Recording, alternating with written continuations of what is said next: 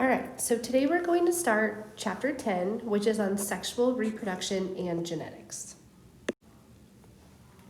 Typically, I'd have you start by looking around at your peers and observing how everyone looks so different. However, since you're probably at home watching this video, instead of looking around at your peers, just think about your peers, hop on your social media, look at them real quick, and then come back to this video. And then just observe for a minute about how different everybody looks. Okay. And then ask yourself why. Why are some of us tall? Why are some of us short? Why do some of us have dark hair and light hair?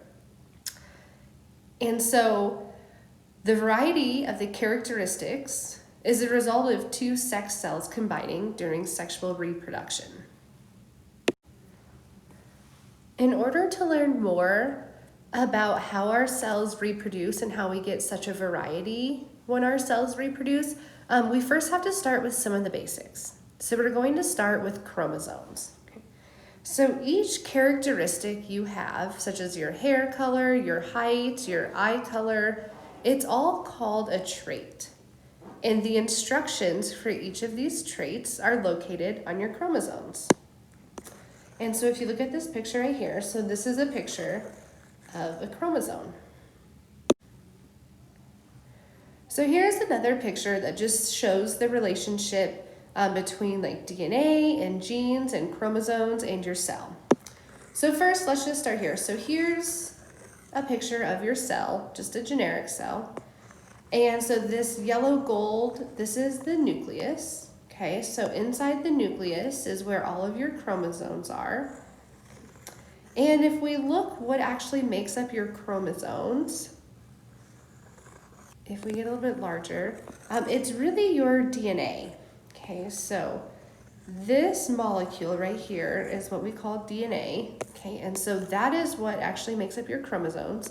And then when we talk about genetics, you'll hear the phrase genes often. Genes are specific sections of your chromosome.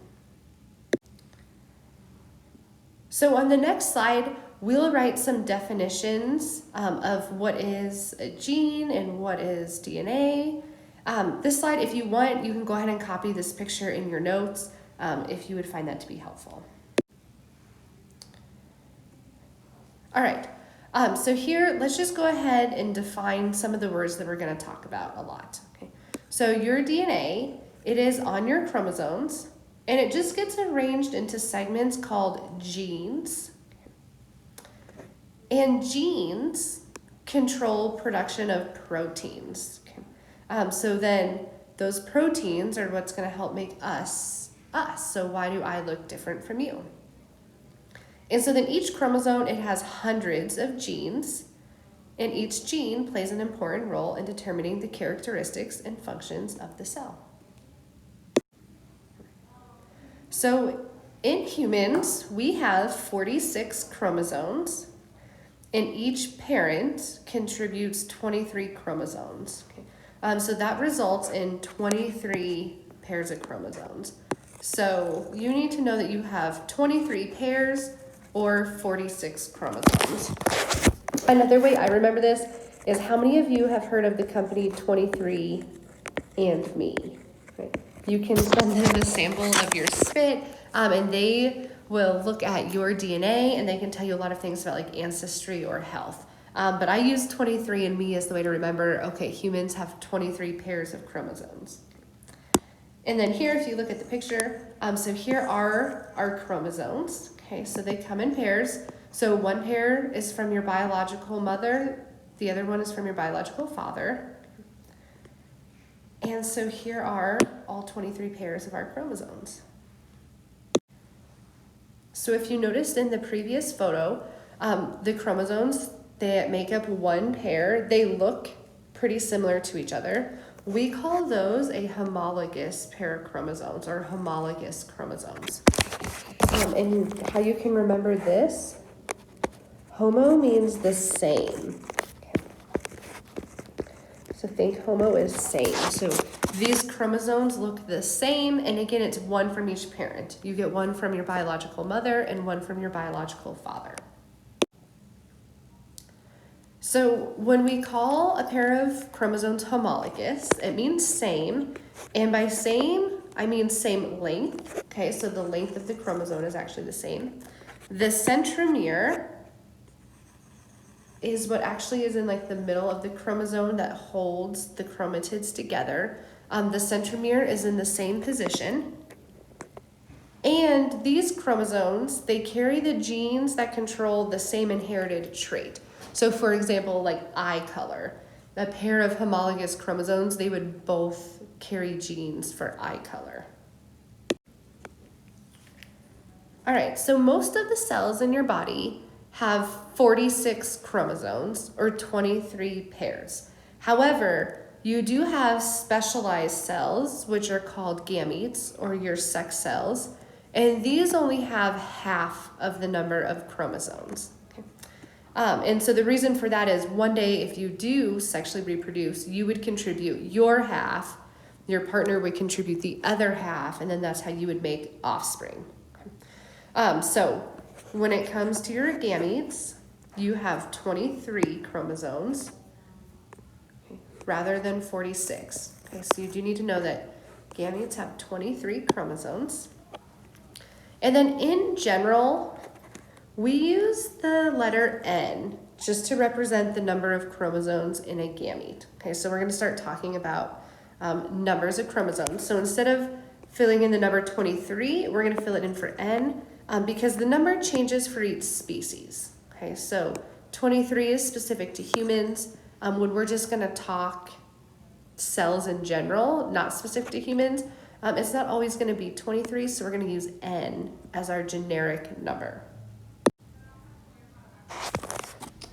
All right, so a cell with N number of chromosomes is going to be called a haploid cell. Okay.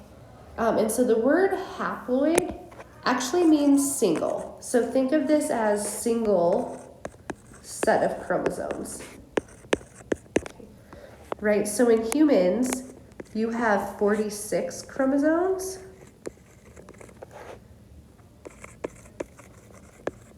Or 23 pairs.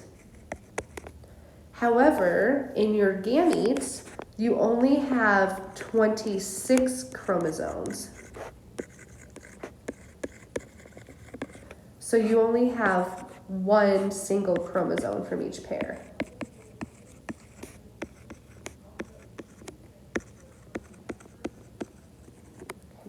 So haploid actually means single. However, another way I remember it is HA, like the hap. I also think of it as just half. Okay. So haploid cells have half the number of chromosomes. Okay, so hap really means single, but I remember it as hap is like half. So now, when your haploid cells, or your gametes, your sex cells, when they combine with another haploid gamete, fertilization happens, and you end up creating a cell with 2N chromosomes. So a cell with 2N chromosomes is called diploid. So for humans, when two gametes combine, the mom gives 23 chromosomes and the dad gives 23 chromosomes. And so together you get a total of 46 chromosomes or 23 pairs of chromosomes.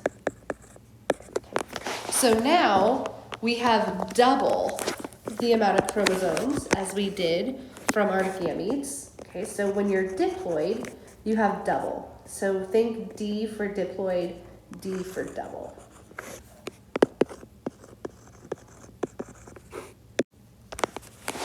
All right, so this is where we're gonna stop for today.